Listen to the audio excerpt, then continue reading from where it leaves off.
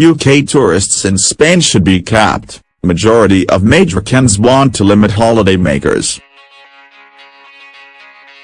The majority also think the beaches, roads and parking lots are saturated by holidaymakers from Britain and across Europe, and government officials should not let the situation continue.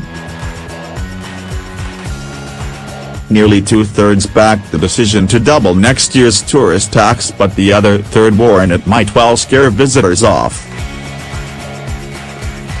Due to the near-guaranteed gorgeous weather, the number of tourists visiting the Balearics currently exceeds 12 million a year, and the survey conducted by the island-based Gay Disco Foundation suggests local residents believe this is too many and needs to be controlled.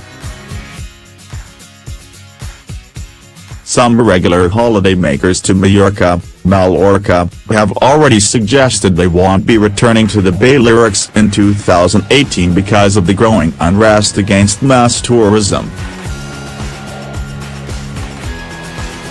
One told the Majorca Daily Bulletin, "Well, I have done what the demonstrators want. I have just cancelled my 2 holidays to Majorca for next year. I really feel sorry for the people who want us tourists to visit and spend our money. I for one shall not return in the future.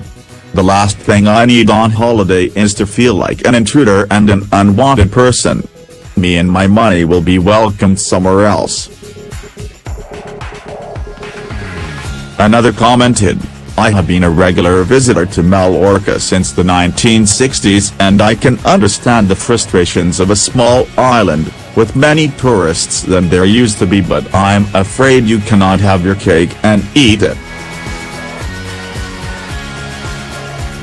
It was the Spanish that opened up Majorca in the first place, catering for package holidays, and building a huge airport to handle it. Maybe it is time to say adios Majorca, and thanks for the memories. A third added, "Majorca used to be the friendliest place in the world. I remember Majorca in the 1980s when I first came. Trying to regulate when people come to visit and when or if they can drive a rental car is insane. I have noticed an arrogance that never was prevalent here before. The Madras are starting to look great."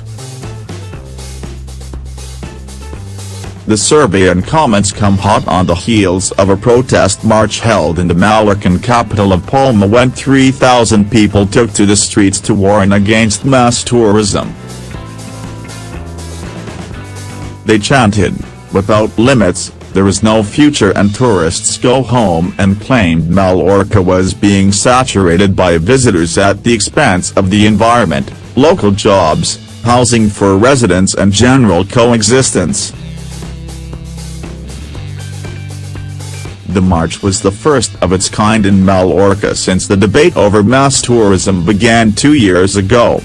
Of those interviewed in the Gay Disco survey, 67% said numbers should be limited.